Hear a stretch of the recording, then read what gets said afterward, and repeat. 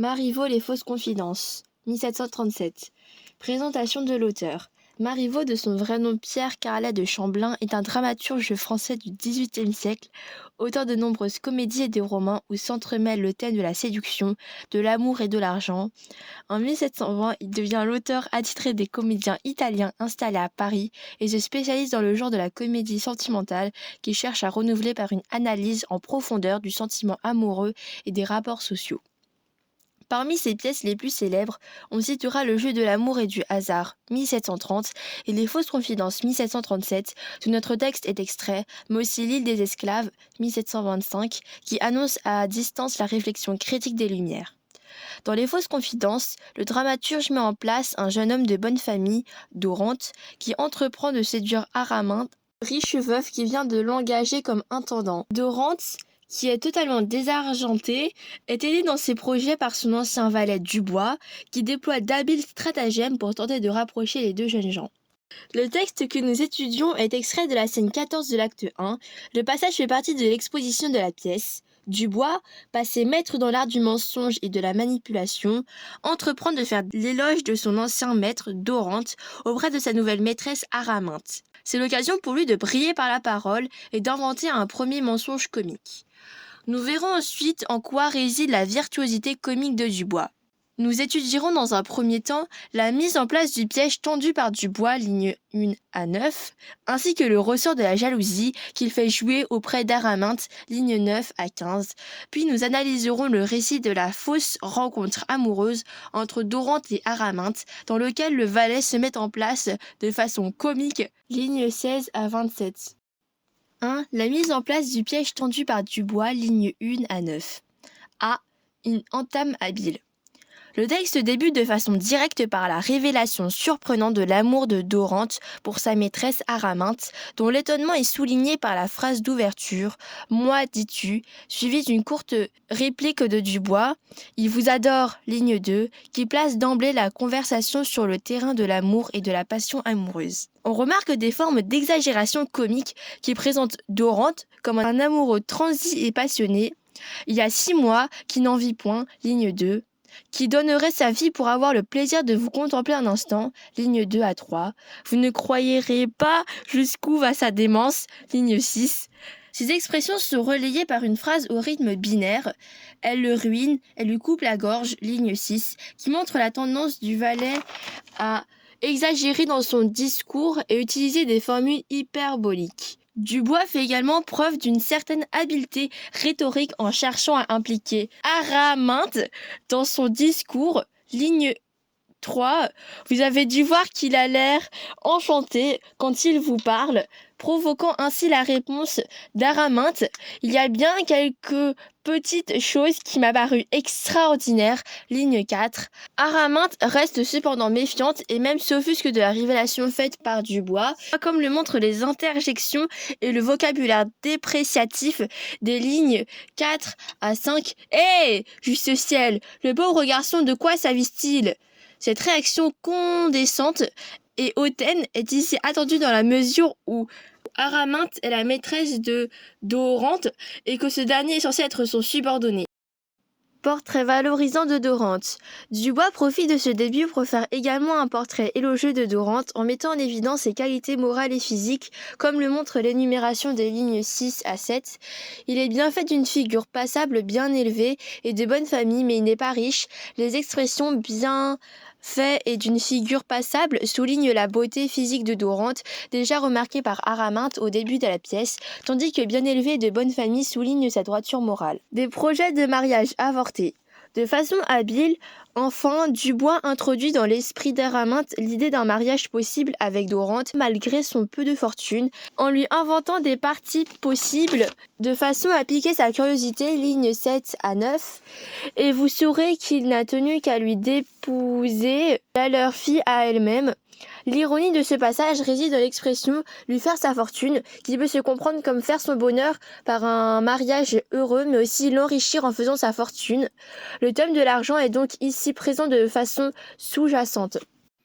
Les ressorts de la jalousie, lignes 9 à 15. Dubois joue dans un second temps sur les ressorts de la jalousie et la psychologie des femmes en inventant de toutes pièces une rivale à Araminthe pour piquer son amour-propre. Ce nouveau mensonge de Dubois semble affecter plus directement Araminthe, comme le suggère la répartie, ligne 11, actuellement, et la didascalie qui l'accompagne. Piquée dans son amour propre de femme, elle semble ici affecter un faux air d'indifférence, comme le suggère l'expression avec négligence. Le valet comprend parfaitement la situation et renchérit par la reprise ironique du mot actuellement, oui, madame, actuellement, ligne 12, en ajoutant des détails physiques susceptibles de provoquer la jalousie de la jeune femme, une grande brune très piquante, et qu'il fuit, ligne 12. Dubois a cependant soin de rassurer sa maîtresse en faisant parler indirectement Doran dans les 12 à 14 lignes. Il n'y a pas moyen, il sent bien son tort. Le valet souffle ici le chaud et le froid.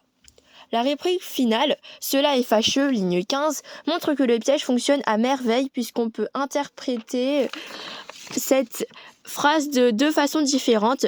Soit il est fâcheux en effet que le nouvel intendant d'Araminthe soit tombé amoureux d'elle, soit il est fâcheux que Dorante ait une prétendante et qu'elle le poursuive de ses assiduités tous les jours. Le récit de la fausse rencontre amoureuse, lignes 16 à 27. La deuxième partie du texte est relancée par la question posée par Araminthe, ligne 15. Mais où m'a-t-il vu avant que de venir chez moi Dubois ?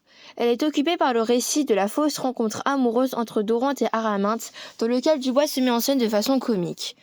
Un récit parodique. On retrouve dans ce récit tous les clichés romanesques des romans sentimentaux de l'époque. Un récit au passé simple et une rencontre fortuite due aux effets du hasard, ligne 16.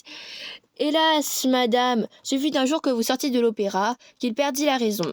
La présence de l'interjection, hélas, qui place la rencontre sous le signe de la fatalité suivie d'un coup de foudre, qu'il perdit la raison, cliché habituel de ce type de récit. Dubois invente même des détails humoristiques qui donnent de la crédibilité à son récit. C'était un vendredi, je m'en souviens, oui, un vendredi, et vous vit descendre l'escalier, ligne 16 à 17. La suite est digne d'un roman d'aventure comme le montre la narration qui est stéréotypée, ligne 17 à 19. Il vous vit descendre l'escalier, à ce qu'il me raconta, et vous suivit jusqu'à votre carrosse. Il avait demandé votre nom, et je le trouvais qui était comme extasié, il ne remuait plus. Dubois exagère ici la situation de Dorante en le présentant comme extasié, ligne 19, au sens religieux du thème et ne remuant plus. La réaction d'Araminthe.